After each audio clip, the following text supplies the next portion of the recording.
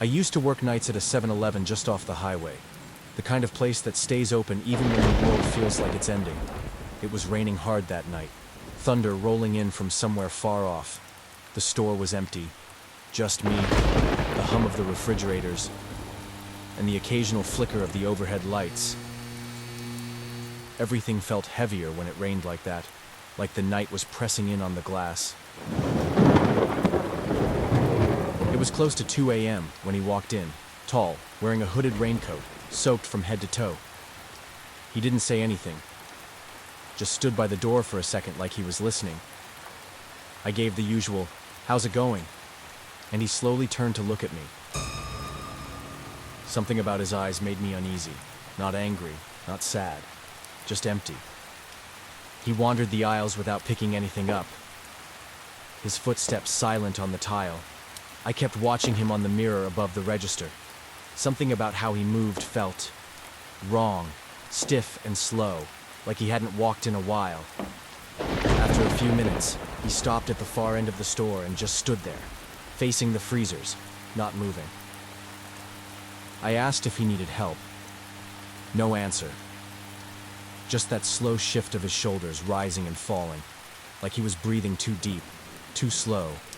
Then, without turning around, he spoke, voice quiet, almost like a whisper. Do you ever see them in here? I paused, confused. See who? I asked, still trying to sound polite. He didn't move. Didn't answer right away. Then he said, The ones that follow people in from the rain. I laughed nervously, thinking maybe he was just tired or on something, but my stomach was tightening. He finally turned toward me, his hood still dripping water, and said, They are here now. Before I could respond, the automatic doors opened again. But no one came in. I felt the cold air rush in like a wave, the smell of wet pavement and something else, like old water and metal. I stared at the entrance, heart pounding. The man just stood there, still facing me, not blinking. I looked at the camera feed behind the counter. One of the exterior monitors showed movement near the gas pumps. Shadowy figures standing still under the rain, not moving, not approaching, just watching.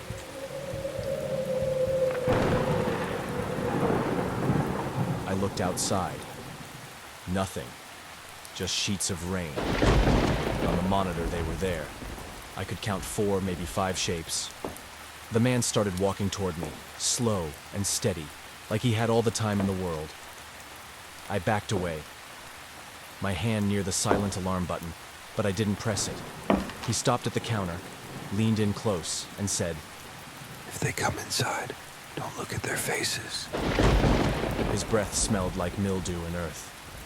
The doors opened again, this time with a hiss. The air dropped 10 degrees. I heard the wet slap of footsteps across the tile, but I didn't look. I kept my eyes on the man. He stepped back and whispered, Too late. And then he was gone. I didn't see him leave.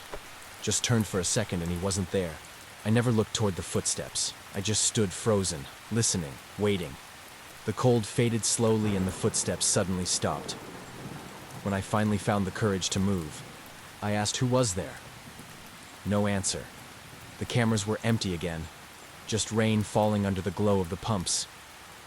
That was enough for me to quit the next day. The manager said the footage from that night was corrupted, static across every frame between 1:55 and 2:11 a.m. But I know what I saw, or didn't see, and what I heard. I still pass by that 7-Eleven sometimes, and every time it rains, the doors slide open. Just a little, even when no one is near them.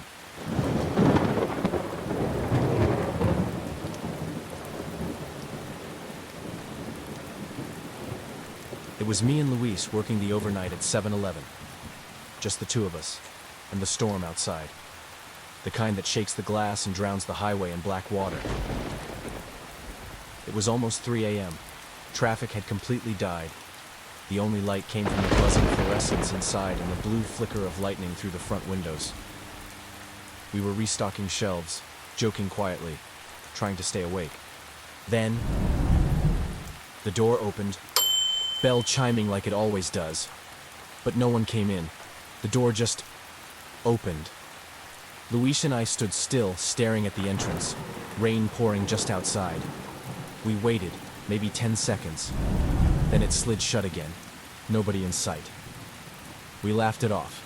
Faulty sensor, we said. But I caught Luis glancing back at it a few times after that. We went back to stalking, but something felt wrong. Like we weren't alone. Every now and then one of us would stop and look down an aisle, just to be sure. I was in the back when Luis called out, said he heard something by the freezers. I walked up front and he pointed toward the drink cooler. A bottle was lying on the floor, rolling slowly. He said he'd just finished that aisle. Everything was stocked tight. Nothing should have moved. We checked the cameras. Nothing. No one had walked near it. I told him maybe the cooler fan rattled it loose, but we were both getting quieter, more alert. The storm outside just kept getting louder. Half an hour later, I was out back taking out trash when Luis radioed me. Someone was inside. He saw movement near aisle 5. I dropped the bag and rushed in, heart pounding. The store looked empty. Aisles clean. No footsteps, no noise. He swore he saw a man duck between the shelves. Black hoodie, pale face. We checked the footage again. Nothing. Just us moving around. I told Luis to stay up front while I checked the aisles one by one. Nothing. No one. But I found something at the end of aisle 5 that stopped me cold. A knife. Not from our shelves, not from the store, just sitting there near the floor, blade dark and wet. I yelled for Luis, but he didn't answer. He rushed to the counter. He was gone. The headset was still there, mic crackling. I ran to the front door. Locked. We never lock it during open hours. I scanned the parking lot, completely empty, just rain pounding the pavement. I started yelling his name, checking every aisle. Then I saw him, Luis, sitting on the floor of the stockroom, back against the wall, eyes wide, breathing fast. When I asked him what happened, he couldn't speak. He just stared past me, pointing at the security monitor. The screen was flickering, and on it, behind me, I saw a man walking slowly up aisle 5. I spun around and ran out of the stockroom, but the aisle was empty again. I checked every corner of that store. But we were alone, or it looked like we were. I called the cops, told them someone was inside, armed, possibly dangerous. They showed up 20 minutes later. The cops searched every aisle, checked the back room, nothing, not even the knife. They said we must have imagined it. Maybe the storm messed with the cameras, maybe we were tired. Luis and I just nodded, said we understood. We didn't quit. We needed the job. And part of us wanted to believe we were just paranoid, that stress and rain made us see things. Now I keep something under the counter, a crowbar, just in case. Luis carries a box cutter in his sleeve. We don't talk about it. We don't joke anymore. And we never walk down aisle 5 alone. Not since that night.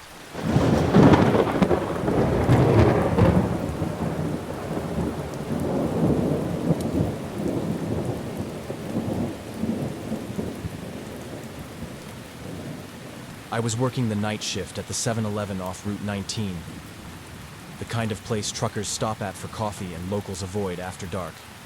It was raining hard, one of those long, steady storms that makes everything feel slow and heavier than usual. Around 1:30 a.m., the lot was empty, just me and the sound of water hitting the roof like static. I was behind the counter restocking scratchers when the chime above the door went off. I looked up and saw a couple walk in, young, maybe early 20s, but something about them made my skin crawl instantly. They weren't wet, even though the rain hadn't let up for hours, and their clothes didn't match the weather at all. She wore a thin white dress, barefoot, long dark hair plastered perfectly to her head like it had been painted on. The guy wore slacks, no shirt, and an old brown coat, buttoned tight but uneven, like it didn't belong to him. They didn't say anything, just walked in slowly, side by side, then split, one going down each aisle. I greeted them, tried to keep it normal, but neither one looked at me. The girl walked to the fridge, opened the door, and just stared at the drinks without moving. The guy stopped in front of the gum rack, didn't touch anything, just stood with his back to me, breathing slow and deep.